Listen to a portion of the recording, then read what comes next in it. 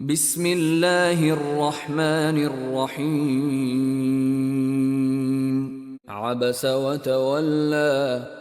أن جاءه الأعمى وما يدريك لعله يزكى أو يذكر فتنفعه الذكرى أما من استغنى فأنت له تصدى وما عليك ألا يزكى وأما من جاءك يسعى وهو يخشى فأنت عنه تلهى كلا إنها تذكرة فمن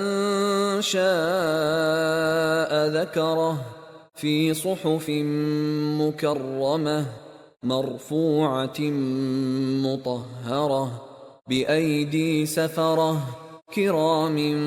بررة قتل الإنسان ما أكفره من أي شيء خلقه من نطفة خلقه فقدره ثم السبيل يسره